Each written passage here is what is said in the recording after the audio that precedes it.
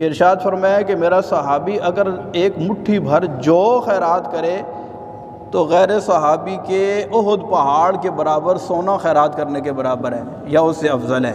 اور اس میں بھی آگے مختلف مراتب اور درجات ہیں، جو مہاجرین ہیں وہ انصار سے افضل ہیں، اسی طرح بیعت رضوان اور پھر خلفائے راشدین، اور ان میں سب سے افضل جو صحابی ہیں حضرت سیدنا ابو بکر صدیق رضی اللہ تعالی عنہ۔ آج 22 تاریخ ہے جمادی الاخری کی، اور 22 تاریخ کو ان کا یوم وصال بھی ہے۔ حضرت سیدنا ابو درداء رضی اللہ تعالی عنہ ایک مرتبہ حضرت ابو بکر صدیق رضی اللہ تعالی عنہ کے آگے آگے چل رہے تھے، تو رسول اللہ صلی اللہ علیہ وسلم نے ارشاد فرمایا ابو درداء تو ابو بکر کے آگے آگے چل رہا ہے؟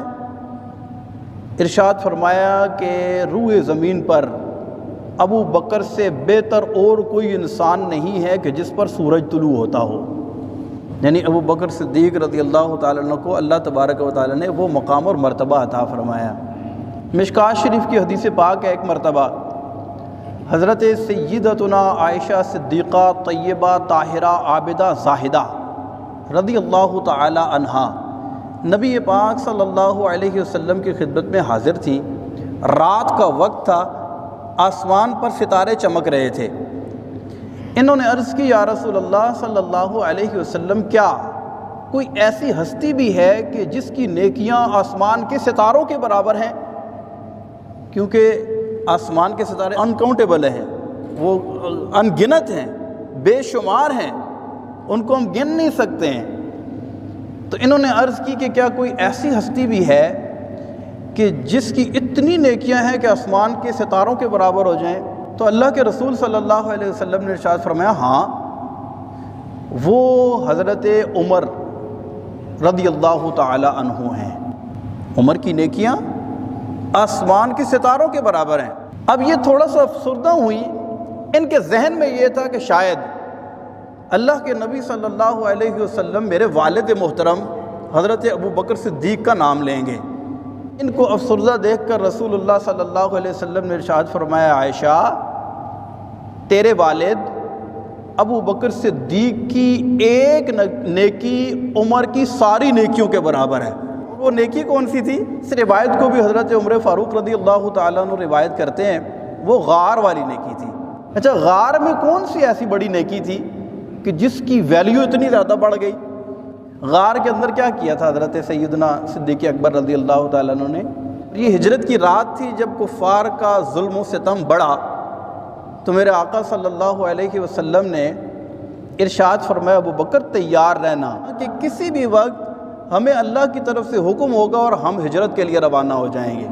اچھا، یہ بھی عشق و محبت کی بڑی انوکھی داستان ہے جس کی مثال پوری دنیا میں نہیں ملتی۔ ایک رات جب ہجرت کا حکم آیا، میرے آقا صلی اللہ علیہ وسلم اپنے گھر میں تشریف فرما ہیں، کفار نے آپ کے گھر کا محاصرہ کر رکھا ہے، ننگی تلواریں ہاتھ میں لے کر اس ناپاک ارادے سے کھڑے ہیں کہ ہم نے اللہ کے رسول کو شہید کر دینا ہے۔ میرے نبی صلی اللہ علیہ وسلم نے اپنے بستر پر حضرت مولا علی کرم اللہ تعالی وجہہ الکریم کو لٹایا اور ارشاد فرمایا علی کل تم لوگوں کی امانتیں واپس کر کے پھر ہمارے پیچھے آ جانا۔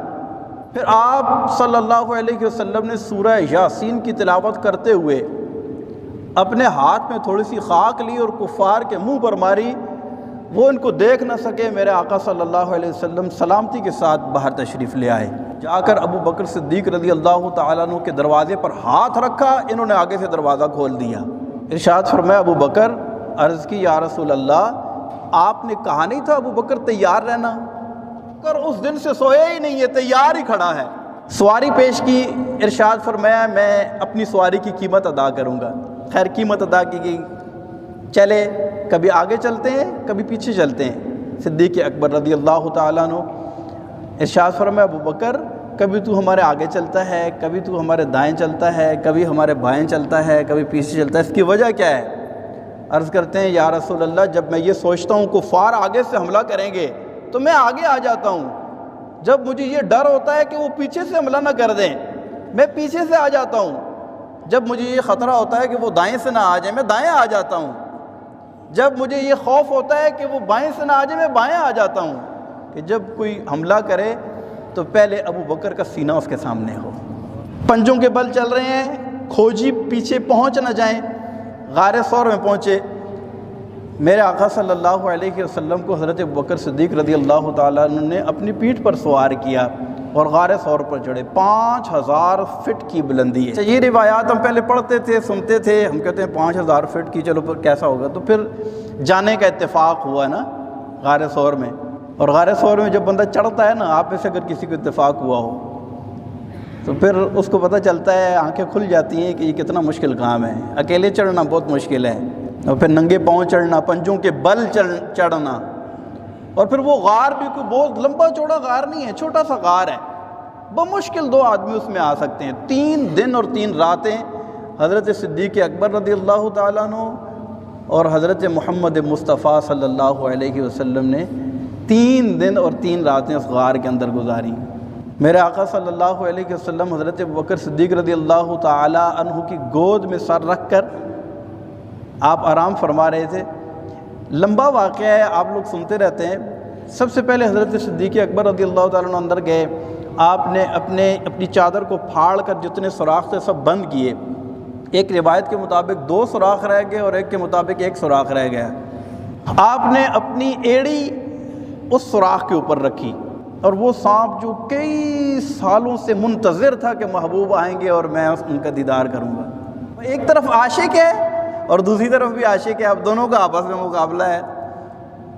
وہ کہتے ہیں نا کہ جھلے خار ہزاراں مالی باغ نہیں ویکھن دیندا آئیاں جدو بہاراں. حضرت ابوبکر صدیق رضی اللہ تعالیٰ نے جب ایڑی رکھی نا تو وہ سانپ بھی منتظر تھا. ایک سوراخ میں گیا, آگے کپڑا ہے, بند ہے, مسدود پایا, 2 3 سارے سوراخ بند ہیں. اور ایک سوراخ پہ جب انہیں انسانی گوشت معلوم ہوا نا اس نے سانپ کو, تو اس نے کیا کہ اپنی فطرت کے مطابق ڈنک مارا. اب یہاں پر میں آپ کو ایک بات عرض کرتا ہوں کہ انسان کی فطرت یہ ہے, اچانک اگر کوئی اسے تکلیف پہنچے تو بندہ کیا کرتا ہے, اپنے جسم کو پیچھے کی طرف کھینچتا ہے.